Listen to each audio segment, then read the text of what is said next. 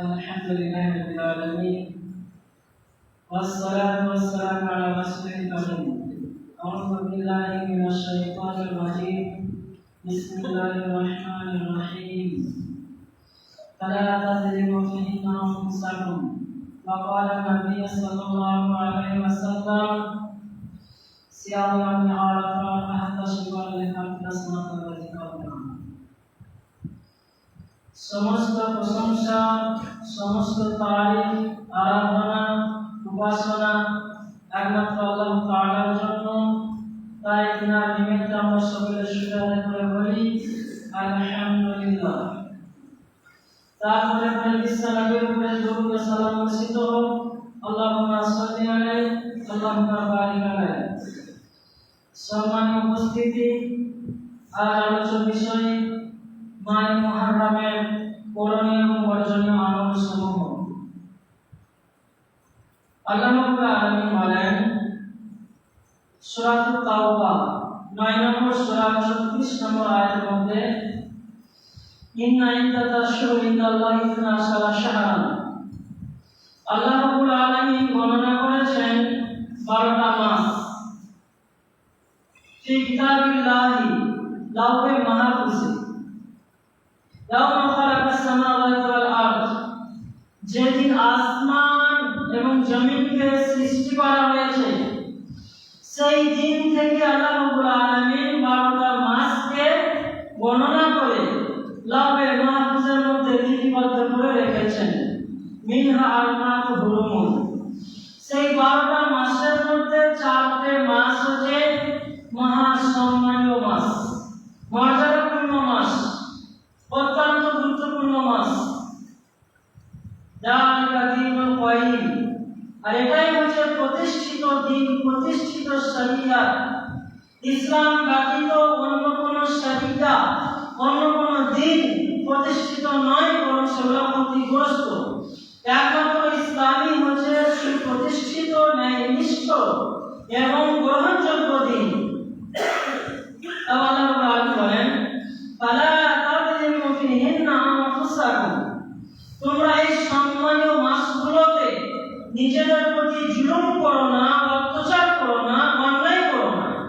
তাহলে আল্লাহ রাব্বুল আলামিন নিষেধ করলেন এই 12টা মাসের মধ্যে 4টে যে সম্মানীয় মাস, সেই মাসগুলোতে নিজেদের প্রতি জুলুম করতে, ঝগড়া, বিবাদ, লড়াই ইত্যাদি অপকর্ম, অন্যায় কর্ম হতে বিরত থাকার জন্য কঠোরভাবে নির্দেশ করলেন। সেই 4টে মাস কি? আরবি মাসের 4টে মাসের মধ্যে প্রথম মাস হচ্ছে মুহররম, যে মাসটায় আমরা রয়েছি বা যে মাসটা চলছে। তারপরে মাঝে কিছু মাস গ্যাপ দেওয়ার পরে সম্মানীয় মাস হচ্ছে রজব মাস। তারপরে সর্বশেষ 2 মাস জিলকাদা এবং জুলহিজ্জা। এই 12 মাসের মধ্যে 4টে মাস হচ্ছে আল্লাহর নিকটে মুহররম অর্থাৎ হারাম অর্থাৎ সম্মানীয় মাস। যে মাসগুলোর ভিতরে জামানে জাহিলিয়াতে যে সময়ে মক্কার কুরাইশ, মক্কার বড় কাফেররা মুসলমানদেরকে দেখতে পারত না, যেখানেই পেত ধরে হত্যা করে দিত, সেই কাফেররা, সেই জালেমরাও এই 4টে মাসে মুসলমানদের কোনো ক্ষতি করতেন না। এই 4টে মাসে মুসলমান নিরাপদে এক জায়গা থেকে অন্য জায়গায় যাতায়াত করতে পারতেন, কোনো সমস্যা হতো না। আর সেই সম্মানীয় মাসকে আমরা পেয়ে এই মর্যাদাপূর্ণ মাসের ভিতরে নানান প্রকার অন্যায় বা জুলুম বা অত্যাচার চলছে। উদাহরণস্বরূপ,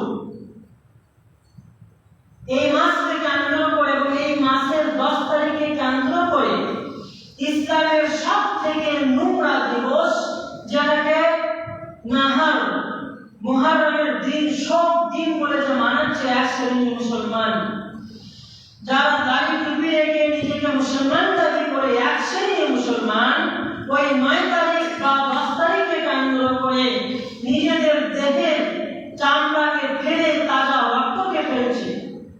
তারা বেড়াক মারছে, ছুরি মারছে, এমনকি আগুনে পা দিচ্ছে।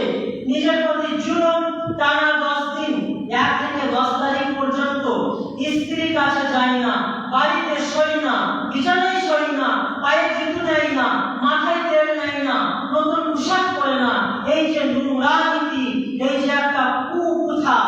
মুসলমানদের ভিতরে চলছে, যেটা ইসলাম কোনোদিন সমর্থন করে না। সেম আমাদের ভিতরে তো নানান অন্যায় চলছে, যেগুলো আমরা নিজের ক্ষতি নিজে করছি, আর চোখ মুছে দিলে সেদিন আফসোস করেও লাভ হবে না। নানান প্রকার ক্ষতি, যেমন এক প্রকার ক্ষতি আল্লাহ রাব্বুল আলামিন বলেছেন, ফালা তাযলিমু ফিহিন্না আনফুসাকুম, তোমরা নিজের প্রতি জুলুম করো না। তো এক প্রকার যারা 10 তারিখে কেন্দ্র করে সবার দিন ভেবে জুলুম করছে, আর আমাদের ভিতরে যারা নিজেকে আহলে হাদিস দাবি করে এদের ভিতরে অনেক জালে রয়েছে, নিজের প্রতি জুলুম করছে। অনেক প্রকার হতে পারে, যেমন এক প্রকার হারাম উপার্জনের পিছনে দৌড়ে বেড়াচ্ছে, হারাম হালাল দেখে না, ভবিষ্যৎ ভাবে না, আল্লাহকে ভয় করে না।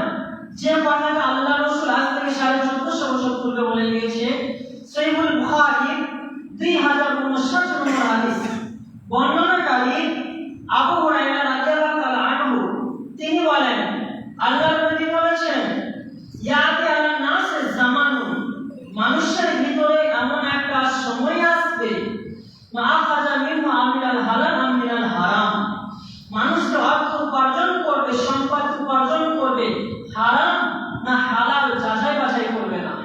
আজকে দেখেন নানান ভাবে সম্পদ উপার্জন করছে, সুদ খেয়ে, এলআইসি কে তাড়াতাড়ি বড় লোক বলে এলআইসি করছে, কেউ আছে লোনের লেনদেন, লোন নিয়ে বাড়ি গাড়ি হাঁকাচ্ছে, লোন দিয়ে সংসার চালাচ্ছে, কেউ আছে ফ্রি ফায়ার, আছে যুবকরা ধ্বংস হয়েছে ফ্রি ফায়ার নামক দুনিয়া গেমে, যেটা ইহুদিদের চক্রান্ত, ইহুদিরা বানিয়েছে মুসলমান জাতিকে নানান ভাবে ধ্বংস করার জন্য। কারণ ইহুদিরা জানে যে যদি ডাইরেক্ট মুসলমানদের সাথে যুদ্ধে লিপ্ত হওয়া যায়, বা মুসলমানদের ধর্মকে যদি খারাপ বলা যায়, বা কোরআনকে যদি আমরা বলি ভুল, তাহলে মুসলমান এক ঝাঁকে নেমে যাবে, আমাদের সাথে যুদ্ধ লেগে যাবে, আমরা পেরে উঠবো না, মুসলমান আমাদের শেষ করে দেবে। তাহলে মুসলমানদের সাথে ক্ষমতাই পারবো না, বুদ্ধির জোরে এবং এদেরকে নানান কৌশলে ধ্বংস করতে হবে। তাই তারা মুসলমান যুবকদের ধ্বংস করার জন্য সর্বপ্রথম নিয়ে এলো মোবাইল, মুসলমান যুবক যুবতীদের ধ্বংস করার জন্য। যখন মোবাইল এলো তখন তারা মুসলমান ধ্বংস হচ্ছে না, তারা ভালো কাজে ব্যবহার করছে। তাহলে মুসলমানদের ধ্বংস করতে গেলে কি করতে হবে? দুটো রাস্তা ইখতিয়ার করতে হবে। এক, শিক্ষাটাকে তুলে দিতে হবে, আর শিক্ষা তুলে দিতে গেলে দুটো রাস্তা অবলম্বন করতে হবে। এক, শিক্ষকদের হাতে বেড়ি লাগিয়ে দিতে হবে, যে কোনো ছাত্রকে শিক্ষক শাসন করতে পারবে না, মারতে পারবে না। দুই, অন্যের ছেলে অন্যজন বাধা দিতে পারবে না, রাস্তাঘাটে অন্যায় করছে তো আমার ছেলে, আমার চাচাতো ভাই বা পাড়ার লোক বাধা দিলে আমি যে বলি আমার ছেলে যা করছে করছে তুমি কেন বলবে? এই যে সমাজ থেকে শিক্ষা শাসন ব্যবস্থাকে তুলে দেওয়া হয়েছে এবং শিক্ষকদের হাত বেঁধে দেওয়ার কারণে আজ যুবক ধ্বংসের পথে। দুই, যুবকদের ধ্বংস করতে গেলে, যুবতীদের ধ্বংস করে মুসলমানদেরকে একবারে নাস্তে নাবুদ করতে গেলে আর দুটো রাস্তা অবলম্বন করতে হবে। এক, ফ্রি ফায়ার গেম, আর যুবতী মেয়েদের ভিতরে টিকটক, আরো নানান রকমের ব্যবস্থাপনা ইহুদিরা চক্রান্ত করলো, আর সেই চক্রান্তের শিকার আজ আমাদের মুসলমান যুবক যুবতী ওদের ঘরে ঘরে ঢুকে গেছে। আমরা অপেক্ষা করি ফিরনে তার জাল কবে আসবে, তার জালে আমরা ইমান নষ্ট থাকবো, ইমানের প্রতিষ্ঠিতার সাথে তার জালের সাথে যুদ্ধ করবো। আর তার জাল সেই গেছে, ওদের ঘরে ঘরে মোবাইল ঢুকে গেছে, ওদের ব্যক্তির পকেটে পকেটে ঢুকে গেছে। তার জালের ফিতনা হচ্ছে টিকটক, তার জালের ফিতনা হচ্ছে ফ্রি ফায়ার গেম, তার জালের ফিতনা হচ্ছে যাবতীয় নিশানা দ্রব্য, তার জালের ফিতনা হচ্ছে সুদ, তার জালের ফিতনা হচ্ছে লোন, তার জালের ফিতনা হচ্ছে ওদেরকে এলআইসির মধ্যে ডুবিয়ে দিয়েছে। এর থেকে আর বড় ফিতনা, এর থেকে আর বড় দাজ্জালের চক্রান্ত আপনারা কি নেবেন, কিসের মধ্যে সম্মুখীন করবেন? এই সমস্ত ফিতনা থেকে যেটা আমরা নিজেরা না বাঁচি, নিজের পরিবারকে না বাঁচাই, তাহলে দুনিয়াতেও লাঞ্ছিত, মরার পরে কঠিন থেকে কঠিনতম শাস্তি আমাদের জন্য অপেক্ষা করছে। তাহলে আমাদেরকে এই সমস্ত জঘন্যতম ফিতনা, যেগুলো ইহুদি নাসারাদের চক্রান্ত, আর সর্বোপরি যার হাত রয়েছে ইবলিস শয়তান, যে কোনোদিনের জন্য চাই না যে আমরা হাসতে হাসতে বিনা হিসেবে রাসূলের সাথে জান্নাতে যাই, জান্নাত রাখি, দুনিয়াতে রাজ করি, দুনিয়াতে সম্মানের সাথে জীবনযাপন করি, দুনিয়াতে মাথা উঁচু করে বাঁচি, যারা কোনো দিনের জন্য হিন্দু না সারা এবং আমাদের কঠোর দুশ্মন এই বিষয়টাই চাই না। তাই যদি শয়তানের চক্রান্ত, দাজ্জাল, এদের ফিতনা থেকে বাঁচতে গেলে আমাদের সকলকে সচেতন হতে হবে। মোবাইলকে ভালো কাজে ব্যবহার করতে হবে, নিজেকে গুরুত্ব দেন, সমাজ গুরুত্ব দিবে, নিজেকে মর্যাদা দেন, দেশ মর্যাদা দিবে, নিজেকে সম্মান দেন, পৃথিবীর মানুষ সম্মান করবে। কিন্তু নিজের সম্মান যদি নিজেকে না দেন, আপনাকে কেউ সম্মান দেবে না। বাস্তব দেখেন, আমি সুন্দরভাবে চলাফেরা করেন, অন্যায় কাজ থেকে বিরত থাকেন, মুখে রাসূলের দাড়ি গজান, সুন্নতি দাড়ি ছেড়ে দেন, 5 ওয়াক্ত সালাত আদায় করেন, হক পথে চলেন, ন্যায়নিষ্ঠ কথা বলেন, সমাজ আপনাকে শ্রদ্ধা করবে, পাড়ার মানুষ শ্রদ্ধা করবে, গ্রাম অঞ্চলের মানুষ শ্রদ্ধা করবে, দেশের মানুষ, এমনকি আস্তে আস্তে গোটা পৃথিবীর মানুষ আপনাকে মাথার তাজ বানিয়ে দিবে। আপনি নিজেকে সম্মান দেন না, সেজন্য জাতি আপনাকে সম্মান দেয় না। যেদিন আপনি নিজের মর্যাদা নিজে বুঝবেন, নিজেকে যেদিন সম্মান দিবেন, নিজেকে যেদিন গুরুত্ব দিবেন, সেদিন জাতি আপনাকে গুরুত্ব দিবে। বাস্তবটা দেখেন। আসি তাহলে এই মাসে নিষিদ্ধ যে কাজগুলো রয়েছে আমরা বর্জন করবো ইনশাআল্লাহ। দ্বিতীয়, এই মাসে গুরুত্বপূর্ণ কিছু আমল রয়েছে, সেটা হচ্ছে রোজা। রোজা রাখতে হবে। আর এই রোজার সাথে মুসলিম রাদিয়াল্লাহু আনহু শহীদের কোনো সম্পর্ক নেই। এই রোজার জামানায় জাহেলিয়া, যখন ইসলামের নিয়ম বিধান হুকুম কানুন যখন ফরজ হয়নি, তখন থেকে জামানায় জাহেলিয়াত থেকে রাসূল যখন নবী হয়নি, তখন থেকে এই রোজা চলে আসছে। তার প্রমাণ করেন সহিহ মুসলিম কিতাবুস সাওম অধ্যায়ে 2544, 2536, 2546, 2545 এই 4 হাদিস নাম্বার খুলে দেখে নেবেন। 2536 নম্বর হাদিস খুলে দেখেন, আল্লাহ রাসূল এই আশুরা রোজা সম্পর্কে, অর্থাৎ এই মাসের চাঁদের 10 তারিখ যে রোজাটা রাখার জন্য আল্লাহ রাসূল বলেছেন। বর্ণনাকারী আবু হুরায়রা তিনি বলেন, আল্লাহ রাসূল বলেছেন, আফদালুস সিয়াম বাদা রমাদান শাহরুল মুহররম। রমাদান মাসে 8 মাস রোজা রাখার পরে পরে সর্বোত্তম মর্যাদাপূর্ণ রোজা, সর্বোত্তম শ্রেষ্ঠ রোজা হচ্ছে মুহররম মাসের 10 তারিখের রোজা। তাহলে আমরা 10 তারিখের রোজা, অর্থাৎ আমরা পড়বে এই মাসে ইংরেজি 17 তারিখ, তার আগে আপনি রাখতে হবে। ইহুদিদের বিরোধিতা আল্লাহ নবী করতে বলেছেন, যেমন এসেছে বাইহাকি 2095 নম্বর হাদিস। বর্ণনাকারী আবু কাতাদা তিনি বলেন, রাসূল সাল্লাল্লাহু আলাইহি ওয়াসাল্লাম বলেছেন, ইয়াসুম ইয়াম আশুরা, তুমি আশুরা সিয়াম পালন করো। খালিফ ইয়াহুদ নাসারা, ইহুদি নাসারাদের বিরোধিতা করো।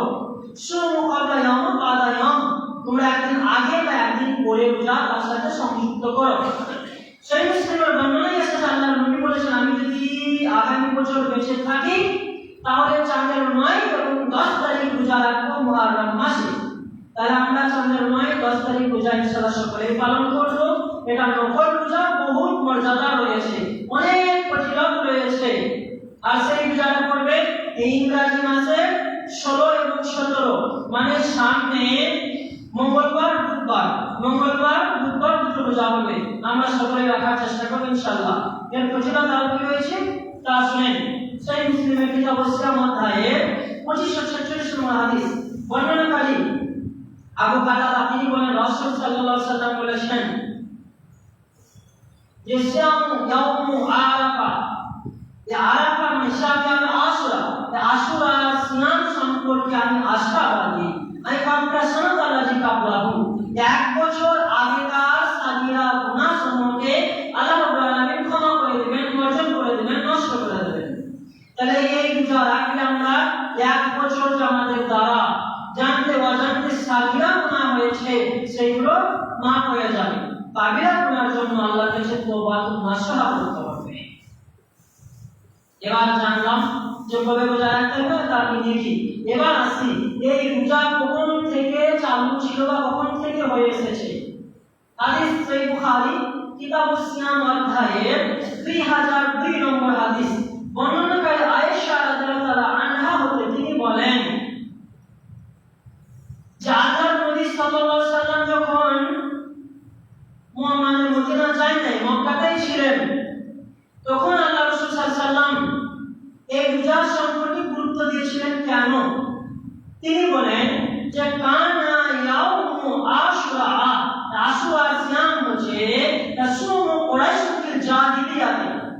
জামানা এই রোজা রাখতো। ওয়াসাম রাসূলুল্লাহ সাল্লাল্লাহু আলাইহি ওয়াসাল্লাম আল্লাহ রাসূলের ইসলাম পালন করতেন। ফালাম্মা কাদিমাল মদিনা, যখন আল্লাহ রাসূল মদিনা মুনাওয়ারাতে চলে এলেন, মানে মক্কার প্রেসিডেন্ট আল্লাহ রাসূলকে মক্কা থেকে বাইর করে দিলেন, হিজরত করে মদিনায় চলে এলেন, তখন আল্লাহ রাসূল সাল্লাল্লাহু আলাইহি ওয়াসাল্লাম রাখতেন ও আমার ইসলামিহি, এবং সাহাবাদেরকে উদ্বুদ্ধ করতেন যে তোমরা এই আশুরা সিয়াম পালন করে এতে অনেক নেকি রয়েছে। ফালাম্মা ফুরিদা রমাদান, যখন রমজান মাসের রোজা ফরজ হয়ে গেল, তো ফাকাল রাসূলুল্লাহ সাল্লাল্লাহু আলাইহি ওয়াসাল্লাম, আল্লাহ রাসূল বললেন ফামান শাআ সামা ওমান শাআ তাওয়াকা, যার ইচ্ছে যাবে সেই আশুরা সিয়াম অর্থাৎ মুহররম মাসের 10 তারিখে রোজা রাখবে, আর যার ইচ্ছে যাবে না সে রাখবে না। তার মানে তখন রমজান মাসে সিয়াম ফরজ হয়ে গেল আর এই সিয়ামটা নফল হয়ে গেল। রমজান মাসে সিয়াম যখন ফরজ হয়নি তখন আশুরা সিয়াম ছিল ফরজে আইন। আর হাদিস নেই যে রোজাটা কেন রাখা হতো, কার সুন্নাহ, কি জন্য রাখা হতো। হাদিস নেন সহিহ মুসলিমের 2636 নম্বর হাদিস, বর্ণনা করে আব্দুল্লাহ ইবনে আব্বাস, তিনি বলেন যে আল্লাহ রাসূল যখন ফালাম্মা কাদিমাল মদিনা, আল্লাহ রাসূল যখন মদিনায় আগমন করলেন, মদিনায় চলে এলেন, ফারাআইতু শামা, তখন আল্লাহ রাসূল সিয়াম পালন করতে দেখলেন ইহুদিদেরকে। সুইরা, তখন আল্লাহ রাসূল ইহুদিদের জিজ্ঞাসা করলেন এই রোজা তোমরা কেন রাখছো? তখন ইহুদিরা বললেন হাযা ইয়াউমুন আযীম, আজকের দিনটা মহা সম্মানীয় দিন। কেন? আনজালাল্লাহু তাআলা বিমূসা ওয়া কওমি, আল্লাহ রাব্বুল আলামিন এই দিনে, এই চাঁদের 10 তারিখ মুহররম মাসে মুসা আলাইহিস সালামকে এবং তার অনুসারী তার জাতিদেরকে নাজাত দিয়েছেন। ওয়া গাররাকা ফিরাউন ওয়া কওমাহু, এবং ফিরাউন এবং তার জাতিকে সাগরে ডুবিয়ে আল্লাহ রাব্বুল আলামিন ধ্বংস করেছেন। ফাসামা মুসা শুকরান, তো মুসা আলাইহিস সালাম শুকরিয়া আদায় করার জন্য এই দিনে রোজা পালন করলেন। পাসুম, সেজন্য আমরা সিয়াম পালন করি। ফাকালা রাসূলুল্লাহ সাল্লাল্লাহু আলাইহি ওয়াসাল্লাম, আল্লাহ রাসূল বললেন ফানাহনু আহাক্কু আওলা বিমূসা, তোমাদের থেকে বেশি হকদার মুসা আলাইহিস সালামের উপর আমি, কারণ মুসা নবী আমার নবী, সে মুসলমান আমি মুসলমান, তো আমি বেশি হকদার তোমাদের থেকে। ফাসামা রাসূলুল্লাহ সাল্লাল্লাহু আলাইহি ওয়াসাল্লাম আমার ইসলামিহি, আল্লাহ রাসূল রোজা রাখলেন, সাহাবাদেরকে রোজা রাখার আদেশ করলেন। তাহলে আমরা বুঝতে পারলাম যে এই রোজা মুসা আলাইহিস সালামের জামানা থেকে চালু ছিল এবং আজ সে চলবে ইনশাআল্লাহ। এই রোজার সাথে হুসেন রাদিয়াল্লাহু আনহু কোনো সম্পর্ক নেই, কারণ হুসেন রাদিয়াল্লাহু আনহু শহীদ হয়েছেন 100 হিজরিতে, রাসূল মারা গিয়েছে 11 হিজরিতে, রাসূল হিজরত করে এসেছে মৃত্যুর 11 বছর আগে মদিনাতে। তাহলে সে 11 বছর আগে থেকে রোজা চালু ছিল। তাহলে রাসূল সাল্লাল্লাহু আলাইহি ওয়াসাল্লামের মৃত্যুর 50 বছর পরে হুসেন রাদিয়াল্লাহু আনহু মৃত্যুবরণ করছে কুফানগরে 100 হিজরিতে। তাহলে রোজার সাথে হুসেনের কোনো সম্পর্ক নেই। এবার আসি মুহররম নামক শোক পালন করতে, যে বুক চাপড়ায়, পিঠ ফাড়ে, বুক ফাড়ে, আগুনে ঝাঁপে যে কুথাগুলো পালন করা হয়, এই নোংরা কুথা এই দিবস সর্বপ্রথম চালু হয় 351 হিজরিতে 18 তারিখে, এবং 352 হিজরিতে 9 তারিখে মুহররম মাসে বাগদাদ শহরে সর্বপ্রথম যে চালু করে তখনকার গভর্নর শিয়াদের আমির, কঠোর শিয়া, ইসলাম বিদ্বেষী, ইসলাম বিরোধী, তার নাম হচ্ছে আহমদ বিন বৈজা জাইলানি। তিনি সর্বপ্রথম নিজের ক্ষমতার জোর দেখিয়ে, টাকার জোর দেখিয়ে কিছু ব্যাগ পূজারী আলেমদেরকে টাকা দিয়ে কিনে নিয়ে বিশাল সিন্ধু নামক নোংরা একটা জঘন্য একটা বই লিখে সমাজের বুকে ছড়িয়ে দিয়ে এই দিনটাতে ছুটি ঘোষণা করে, পুরো রাজ্যতে ছুটি ঘোষণা করে, গোটা পৃথিবীর বুকে নয় বরং 4টে দেশে এই বিরাট এই কুপ্রথা চালু করেছে। ভারত, আফগানিস্তান, পাকিস্তান, ইরাক, ইরান, বাংলাদেশ, এই দেশ ছাড়া আর কোথাও এই জিনিস চালু নেই। তো ইরাক থেকে এবং ইরান থেকে সর্বপ্রথম এই নোংরা বা এই জঘন্য প্রথা চালু হয়েছে। এবার দেখি নিষেধাজ্ঞা। আল্লাহ রাসূল বলেন সহিহ বুখারী হাদিস কিতাবুজ জানাজা অধ্যায়ের আপনার 1297 নম্বর হাদিস, বর্ণনাকারী আয়েশা রাদিয়াল্লাহু আনহা তিনি বলেন আল্লাহ রাসূল বলেছেন মান দরাবা লাইসা মিন্না, ওই ব্যক্তিরা আমার উম্মত নয়।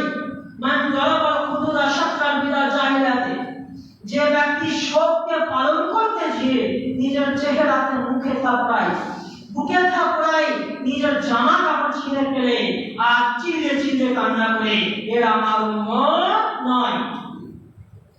হোসেনের নামে শোক পালন করতে যে চিৎকার মারে আজকে মানুষ আছে, এরা মুসলমান নয়, এরা অবশ্যই উম্মত নয়। কেন? কারণ পৃথিবীর বুকে সব থেকে মর্যাদাময় সাহাবা হচ্ছে আবু বকর। পৃথিবীর সমস্ত মানুষের ইমানকে যদি একদিকে রাখা যায়, আবু বকর রাদিয়াল্লাহু আনহু ইমানকে একদিকে রাখা যায়, আবু বকরের সমতুল্য কেউই হবে না।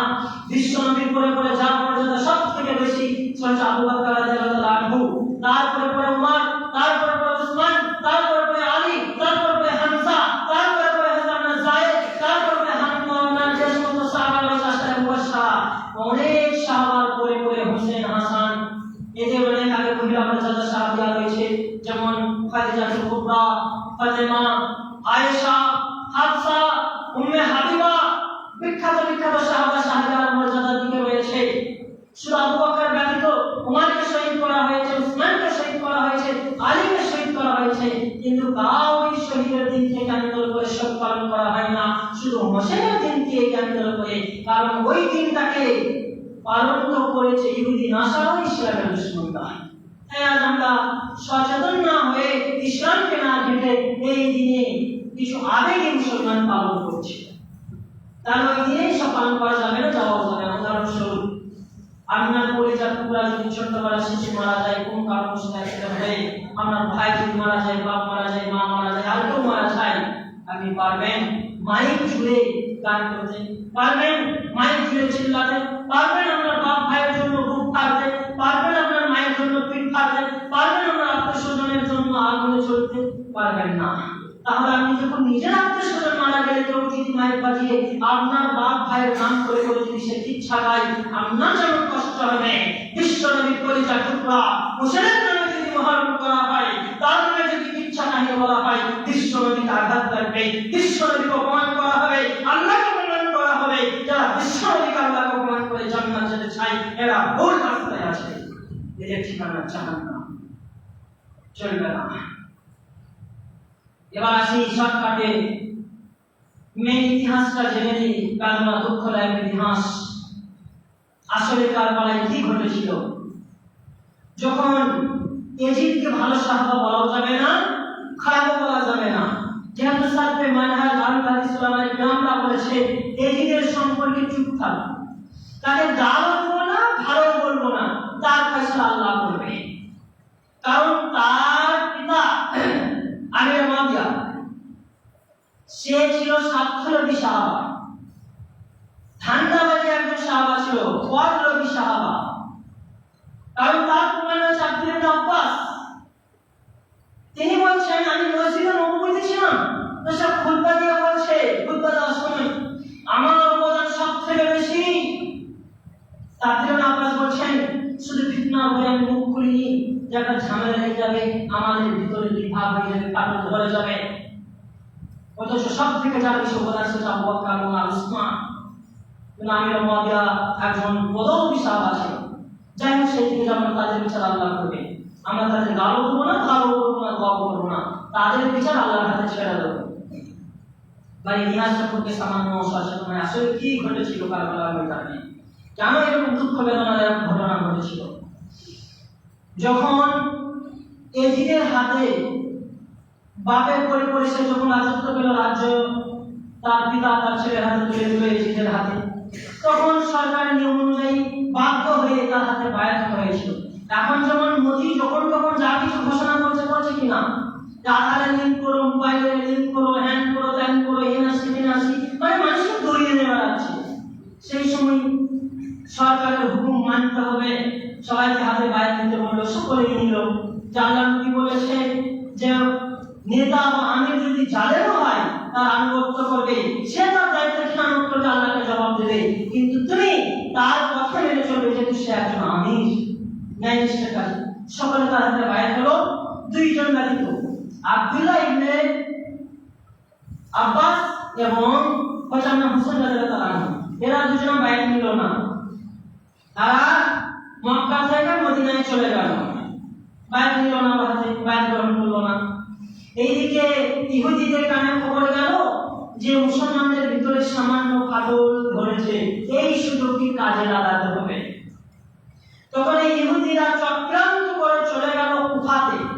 কুফাতে গিয়ে ইয়াজিদের কাছে না গিয়ে ইয়াজিদের সেনাবাহিনী, ইয়াজিদের সেনাপতি সিমারের কাছে গেল। সিমারকে নানানভাবে চক্রান্ত করে বহু টাকা থাকতো যে এই সুযোগটি কাজে লাগাতে হবে।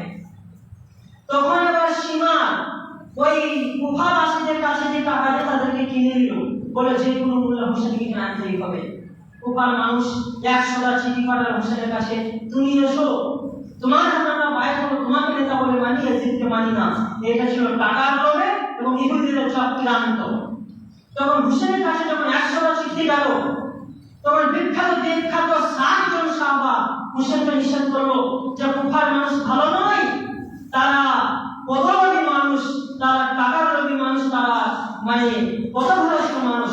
তোমার পিতাকে শহীদ করেছে, উসমানকে শহীদ করেছে, উমারকে শহীদ করেছে, তাদের কথা বিশ্বাস করো না। যখন 100টা চিঠি পরস্পর এসে গেল, আল্লাহর কসম খেয়ে গিয়ে যখন চিঠি পাঠালো, তখন হোসেনের অন্তর বলে গেল যে আল্লাহর কসম খেয়ে মিথ্যা কথা বলবে না।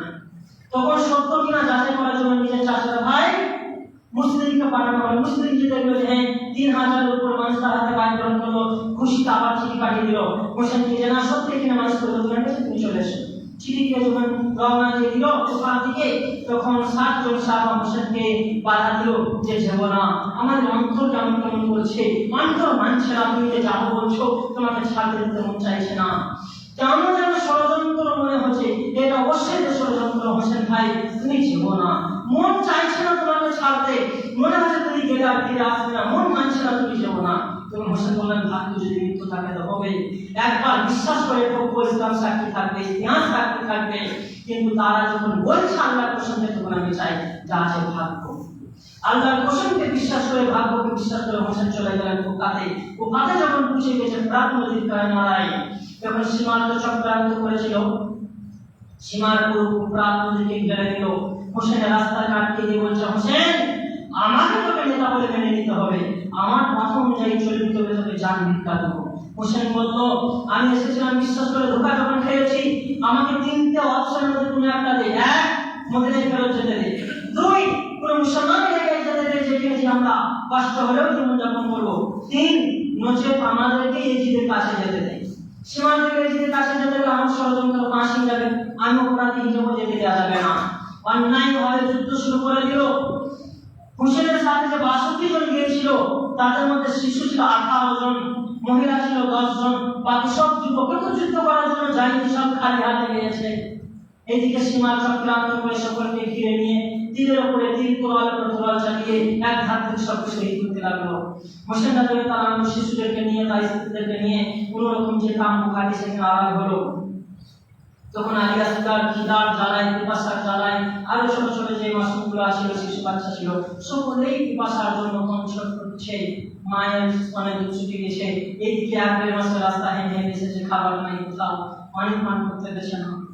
তখন হোসেন রাদিয়াল্লাহু তাআলা বাধ্য হয়ে যে সীমারের কাছে হাঁটু গেড়ে বসতে বাধ্য হলো, নিজের ছেলের জন্য, নিজের ভাইপোর জন্য, মাসুম বাচ্চা 10 থেকে 12 মাস বা 1.5 বছরের শিশু দুজনকে কোলে করে নিয়ে সীমারের কাছে হাঁটু গেড়ে বলছে, আরে সীমার, আমাকে মেরে ফেলবি ভাই, এই 2 জন শিশু, আরো অনেক শিশু আমার কাম করতে রয়েছে, তাদের জান ভিক্ষা দে, সামান্য পানি নিয়ে যেতে দে, তাদের জান ভিক্ষা দে, আমাকে হত্যা করার সমস্যা নেই, এই শিশুগুলাকে অপরাধ করেছে, এদেরকে ছেড়ে দে। সীমার দয়া করতো না। ওইদিকে পাহাড়ের উপরে বড় বড় জালেমরা, বিষাক্ত তীরন্দাজ বসেছিল, তাদের ইশারা করলো, পাহাড়ের উপর থেকে বিস্ফাকা তীর যখন ছুড়ে দিল, এদিকে আলী আসগরের বুকে এবং হাসান রাদিয়াল্লাহু তাআলা ছিলেন বুকে, মধ্যে গেঁথে গেল, পিঠ দিয়ে বাইরে হয়ে গেল, হোসেনের চোখ দুটো ঝরঝর করে বেরিয়ে। সেই 2 জন মাসুম বাচ্চাকে নিয়ে কোলের মধ্যে যখন এই অবস্থা দেখলো, দুজনে ছটফটে মারা গেল, তীর ভাগ হয়েছে, সঙ্গে সঙ্গে তার কলিজা একবার তীরের সাথে বার হয়ে গেছে। এই দৃশ্য দেখে হোসেন জ্ঞান হারিয়ে ফেলল। আবার যখন জ্ঞান ফেললো, 2 জন শিশুকে কাঁধের মধ্যে দিয়ে কাপড় ঢাকা দিয়ে কামরার মধ্যে চলে এলো। এইদিকে হোসেনের স্ত্রী এবং তার ভাবি ভাবছে যে মাসুম বাচ্চাদের নিয়ে এলো, তাদের অন্তরে দয়া হয়েছে, পানি দিয়েছে, পানি পান করে চিরসুখে ঘুমিয়ে আছে, সেই ভেবে দুজনে খুশি হাত বাজিয়েছে। আর হোসেন রাদিয়াল্লাহু তাআলা 2 জন শিশুর লাশকে হাতের মধ্যে দিয়েছে, রক্তমাখা লাশ, চাদর শুয়েছে। আর ওই 2 জন শিশুর লাশকে 2 জন মাই বেহুশ করে গেল। এই হচ্ছে দৃশ্য। ওই জালেমরা দয়া করেনি, তারপর হোসেন রাদিয়াল্লাহু আনহু অন্যায়ভাবে হত্যা করা হয়েছে। যাই হোক, ওই ঘটনা ছিল অত্যন্ত বেদনাদায়ক, চক্রান্তদায়ক, রাজ্য লোকের এইভাবে চক্রান্ত করে হোসেন এবং তার পরিবারকে নিয়ে অধিকাংশ জন শহীদ করা হয়েছে। ছেলে কয়েকজন ব্যতীত তাদের ছেড়ে দেওয়া হয়েছিল। যখন হোসেনের বর্তমান সীমার অন্যায়ভাবে যখন সামনে দিকে ছুরি চালালো, কাটতে পারে নাই। এটা একটা মজেজা ছিল, আল্লাহ রাসূলের দোয়া মজেজা, যে ঘাড় ছাড়া তোমার দেহে যেখানেই তলোয়ার চালা কোনো ক্ষতি করতে পারবে না, শুধু এক জায়গা, সেটা হচ্ছে ঘাড়। গর্দানে তলোয়ার চালালে তবেই তোমাকে হত্যা করা আসান হবে। তাছাড়া পৃথিবীর কিয়ামত পর্যন্ত যদি তোমাকে তীর আর তলোয়ার চালাতে থাকে, তোমার চুট্ট তার চামড়া কাটবে না। হোসেনের পারে নাই কাটতে। তখন হোসেন বলল, যখন ছাড়বি না, আমার পরিজাতকে শিশুদের যখন ছেড়ে দিয়েছিস, এই বিচার কিয়ামতে নেব, আজ নেব না, যে আমাকে হত্যা করে দে। কিন্তু ইতিপূর্বে আমাকে 2 রাকাত সালাত আদায় করতে দে। সালাত আদায় করি, তারপরে তোকে বলবো কোনখানে ছুটি চালালে আমি শহীদ হতে পারবো। আল্লাহ রাসূলের ভবিষ্যৎবাণী যে তুমি কারবালার ময়দানে শহীদ হবে। রাসূল সাল্লাল্লাহু আলাইহি ওয়াসাল্লামের নাতি হোসেন যখন 2-3 বছরের ছেলে, তখনই জিবরাইল আলাইহিস সালাম আল্লাহ রাসূল জানিয়ে দিয়েছিল যে কারবালার মাটিতে তোমার কলিজার টুকরা হোসেন শহীদ হবে। আল্লাহ রাসূলের কথা অনুযায়ী তাই আজ করতে চলেছে। 2 রাকাত সালাত যখন আদায় করে, এবার রুকুতে গিয়েছে, সালাম ফিরে রুকুতে গিয়েছে, সাজদায় যায়নি। আর সীমার ঘর সহ্য হয় না, টাকার লোভে পিছন থেকে দুটি বিষাক্ত তীর ছুঁড়ে দিয়েছে, পায়ের মধ্যে দিকে দেখছে, সঙ্গে সঙ্গে তোর বিশ্বাস নেই, জেনে রাখিস, যারা আল্লাহ রাসূলের আশিক, আল্লাহ রাসূলকে ভালোবাসে, যারা দ্বীন ইসলামকে ভালোবাসে, তাদের জান চলে যাবে, কিন্তু কথা খিলাফ হবে না। আমি কথা দিয়েছি তোর সাথে যুদ্ধ করব না, আমি কথা দিয়েছি শহীদ হব, তুই আমাকে শহীদ করবি, কোন জায়গায় ছুরি চালালে আমি শহীদ হব, আমি কথা দিয়েছি। তারপরেও আমাকে নামাজ কমপ্লিট করতে দিবি না, এই বিচারটা আমাকে দিনে দিবি। তখন হোসেন রাদিয়াল্লাহু আনহু নিজের ছুরিকে তার হাতে তুলে বলছে, আমি উপর হয়ে শুই, আর আমার গলায় ছুরি চালাতেই আমাকে শহীদ করতে পারবি। আল্লাহর নাম নিয়ে করে শাহাদাত পড়তে পড়তে উপরে শুয়ে গেছে। এদিকে সীমার ঘাড়ের মধ্যে চেপে গর্দানে যখন ছুরি চালালো, গর্দান দ্বিভাগ হয়ে গেল, কাটা গলাতেও আল্লাহ রাব্বুল আলামিনের সাক্ষী দিয়ে দুনিয়া থেকে বিদায় দিলেন, শহীদ বরণ করলেন, সঙ্গে সঙ্গে রক্ত থেমে গেল। এই ছিল দুঃখ বেদনাদায়ক। বলতে এটাই চাই যুবক ভাইয়েরা এবং সমাজের জ্ঞানী গুণী মানুষ, সমগ্র মুসলমান ভাইদেরকে, যে পৃথিবীর বুকে সমগ্র সাহাবা মরার আগে পর্যন্ত নামাজ ছাড়ে নাই, আমরা কেন নামাজ ছেড়ে দিচ্ছি? নামাজ ছেড়ে দিয়ে আমরা কি বোঝাতে চাইছি? আমরা নিজেকে কি প্রমাণ করতে চাইছি? নামাজ ছাড়া আল্লাহর সাথে সম্পর্ক থাকে না। যদি একজন কাফের, একজন মূর্তি পূজারক সেও যদি মরে জাহান্নামে যায়, আমি মুসলমান ঘরে জন্ম নিয়ে, আবার আহলুল হাদিস ঘরে জন্ম নিয়ে আমি যদি মরে তার সাথে জাহান্নামে যাই, তাহলে আমার এই ঘরে জন্ম নিয়ে, মুসলমান ঘরে জন্ম নিয়ে, তাহলে আমি নিজের উপকার কি করলাম? ইসলামকে জেনে, কোরআনকে জেনে, বিশ্ব নবীকে চেনার পরেও আমরা যদি অন্যায় কাজ করি, আমরা যদি পাপের কাজে জড়িত থাকি আর জাহান্নামে চলতে হয়, তাহলে নিজের উপকার কি করলাম? আমরা নিজেকে কিভাবে ধন্যবাদ করলাম? আমরা আল্লাহ রাসূলের আশিক কি করে পেলাম? রাসূলের আশিক হতে গেলে সমস্ত পাপ ছাড়তে হবে। দুনিয়ার জীবনটা খেল তামাশার জীবন। আমি আনন্দ ফুর্তি করে গোটা পৃথিবী ঘুরে বেড়ান, যা মন তাই করেন, কিন্তু সেগুলো যেন পাপ না হয়। আমি স্ত্রীকে পর্দার সাথে গোটা পৃথিবী ঘুরে বেড়ান, কোনো সমস্যা নেই। আমরা যা খেতে লাগবে খান, কোনো সমস্যা নেই, যেন সেগুলো নিঃস্বার্থ না হয়, অন্যায় কাজ না হয়। আল্লাহর নামে ঘুমান টাইমে নামাজ পড়েন, সেগুলো ইবাদত হবে।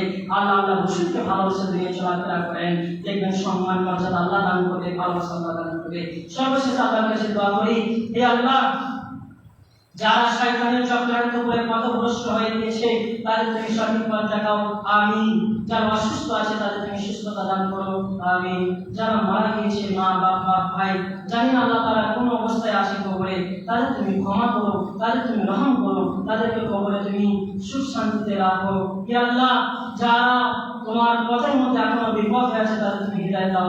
আল্লাহ, তুমি আমাদের সকলকে কবুল করে নাও। আমরা যেন দ্বীন ইসলামের উপরে থেকে জীবনযাপন করতে পারি। হে আল্লাহ, আমরা যেন তোমার জন্য নিজের জানকে, নিজের প্রাণকে, নিজের সময়, নিজের অর্থ, নিজের সমস্ত কিছু জানো তোমার জন্য আমরা কুরবান করতে পারি। হে আল্লাহ, তুমি আমাদের সকলকে কবুল করে নাও, সকলকে তুমি আমাদের ভালোবাসার বন্ধন বেঁধে রাখো, আমিন। আসসালামু আলাইকুম ওয়া রাহমাতুল্লাহি ওয়া বারাকাতুহু।